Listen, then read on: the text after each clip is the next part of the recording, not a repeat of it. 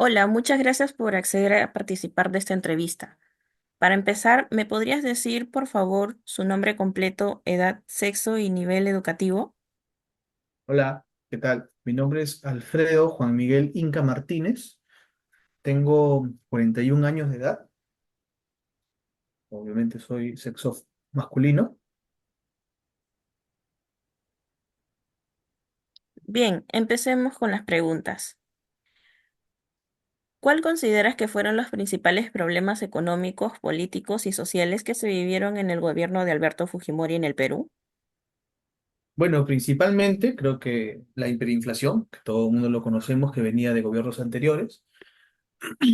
El terrorismo, la violencia que provocaba estos grupos, que también arrastraba ya de varios gobiernos anteriores. La corrupción y la desigualdad social, ¿no? Que se veía justamente más arraigado. ¿Qué medidas se implementaron para combatir la inflación durante el gobierno de Fujimori? ¿Por qué fueron o no efectivas? Bueno, se implementaron, como todo el mundo conoce, el Fujishok, ¿no? A partir de ahí es la liberación de la economía, la privatización básicamente de estas empresas estatales, la reducción de gasto público iban a permitir que se estandarizara básicamente la moneda nacional. Todas estas medidas, pues, era para controlar, como te decía, la inflación. Sí se generaron algunos temas de desigualdades sociales y aumentó la pobreza en ciertos sectores, pero a largo plazo esta medida fue muy positiva, ¿no? Incluso es comparado con lo que hoy pasa con Argentina, que el Ujú. presidente ha tomado las medidas que en algún momento tomó Fujimori.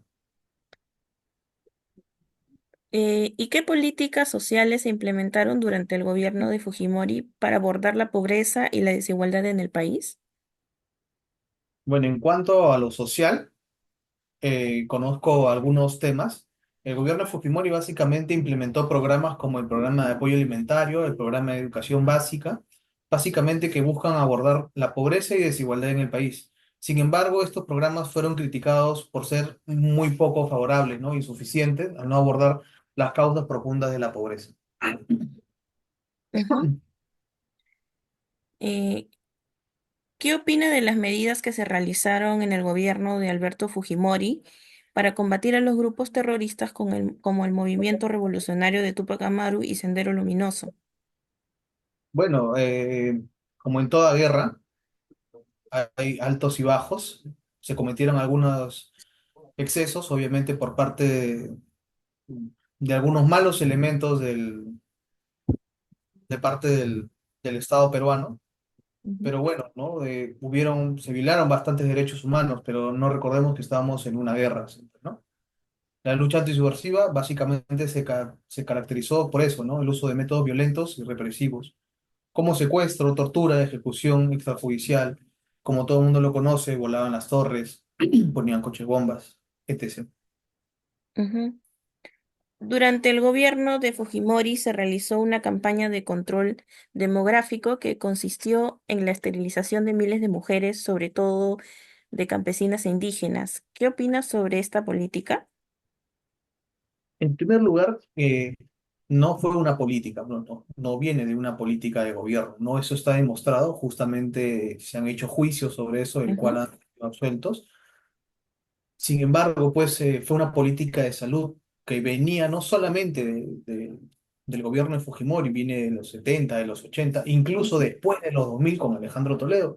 Pero el tema de las esterilizaciones, obviamente, siempre es para un control demográfico. De estos casos que hubieron, pues, o que indican más de 3.000 o 3 millones, solamente fueron menos de 100 casos, de los cuales muchos de ellos fueron negados, ¿no? Básicamente. Sin embargo, pues sí se violaron algunos derechos, se violaron los derechos reproductivos de algunas mujeres. Así fuera un caso, creo que se cometió ese error, ¿no?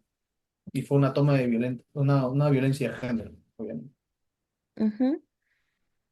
Eh, ¿Conoce las medidas que se tomaron durante el gobierno de Fujimori para controlar la prensa y cuáles fueron sus repercusiones en la libertad de expresión? En cuanto al control de la prensa, básicamente el gobierno de Fujimori implementó medidas para censurar y controlar los medios de comunicación, que obviamente fueron conociéndose después de, ¿no? Ujú. Después de su gobierno, después que cayó. Básicamente esto limitó a la libertad de expresión y la capacidad de los periodistas, ¿no? Y quien estaba en contra, obviamente que eran apresados o por alguna u otra causa los apresaban.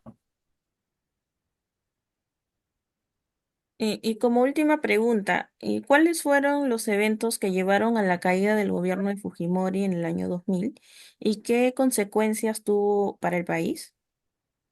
Bueno, a partir, básicamente como indicas, pues a partir de los 2000 viene a ser una serie de eventos. Esto básicamente viene de parte de su asesor presidencial Emilio Montesinos y la creciente oposición social y política que venía ya arrastrando este gobierno, ¿no? La caída de Fujimori tuvo consecuencias importantes para el país, incluyendo una transición a un gobierno democrático y la apertura de procesos judiciales para investigar y sancionar los abusos y la corrupción del gobierno de Fujimori, que esto viene ya con los años posteriores. Ok, muchas gracias por participar de la entrevista. Ok, gracias.